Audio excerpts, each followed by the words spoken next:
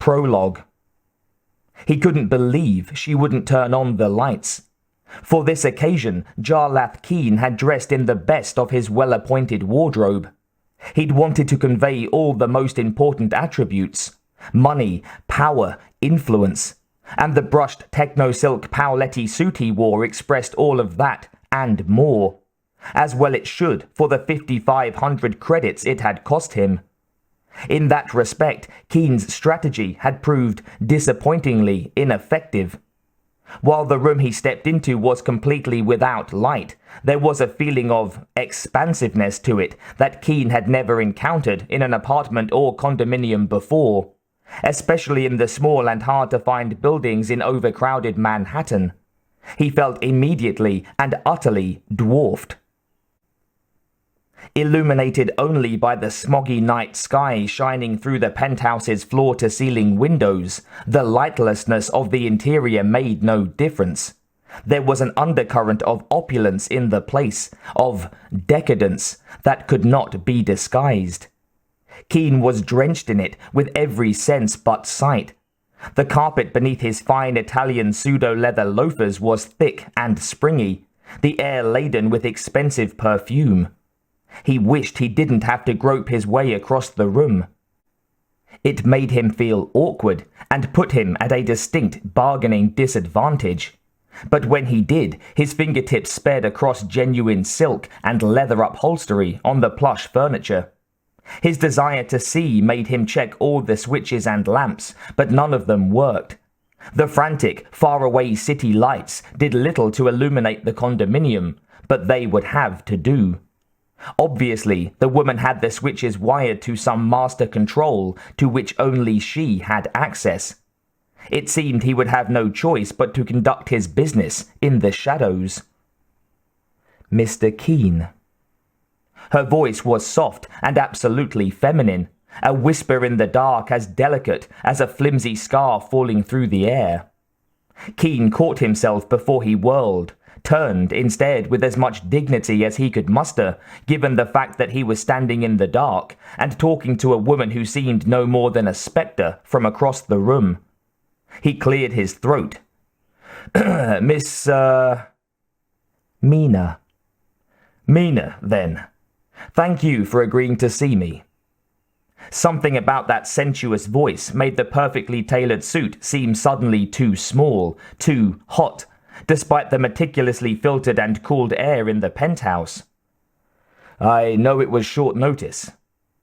My time is quite valuable, Mr. Keen. What do you require? Now she was only 10 feet away from him, with her back to the row of huge windows. The silver and gold sprinkled expanse of Manhattan outside the glass faded to darkness behind her, outclassed by her inky silhouette. Only the woman's eyes were visible, glitter black, indescribably mysterious. Her hair, unbound in defiance of Japanese tradition, fell to her hips in a straight line, broken only by its own muted shrine. Mina was a legend among the highest echelon men on Earth, those with fortunes numbering in the billions, and a speculative fantasy to everyone else. Why had she agreed to see him? I have a proposal, he managed. She said nothing, but Keen imagined her raising an eyebrow in doubt. It would be finely shaped, and the color of a midnight ocean over eyes like oil. Of a business nature, of course, regarding a mutual acquaintance. Keen twisted his neck, the collar of his custom-made shirt suddenly uncomfortable. I would compensate you more than generously for your efforts. Mina didn't have to laugh or Keen to sense that she was more than slightly amused at his clumsy verbiage. Like the scent of her perfume, his words hung in the air between them, though not nearly as pleasant as the fragrance of Chariel. Efforts. What an interesting choice of words, Mr. Keen. She sank onto a chair in front of the window, her descent very much like the smooth flowing dip of a snake dancer's rope, or maybe even the cobra itself. Oddly, the condominium was completely silent, as though it had been thoroughly soundproofed. For some reason, Keen had expected soft background music, something romantic and hard to come by. A harp, perhaps. Maybe, Keen suggested silkily. The, gentleman with whom you are associated is not attending to your needs. There are more complexities than wealth that impact upon the liaison between a man and a woman, and I have sources who tell me that there is another gentleman of means who greatly desires your company. Not bad, he thought. The lines were rehearsed and delivered almost flawlessly. Only the gentleman part tripped over his tongue. No surprise there, considering his personal feelings regarding the man in question. I am prepared to grant you a substantial bonus for your consideration. I see. Mina turned her face towards the window, and now Keen could see her profile, barely. High forehead, small straight nose, the rounded line of lips above a classic chin. And what of the man I leave behind, Mr. Keen? What of him? Now Keen was thankful that the telltale lamps were off, glad that there was nothing but moonlight to show the fox-like grin that tried to play across his face. He fought and won the struggle to keep any hint of glibness out of his tone. Life sometimes deals unfortunate hands, does it not? One must learn to deal with the twists and turns of fate. Many people believe that their destiny is preordained from the moment of birth. And you? What do you believe? That voice, so sensual and sweet, like warmed dark chocolate flowing from a spoon. In itself, it was dangerously distracting. I believe a person controls their own life, he said.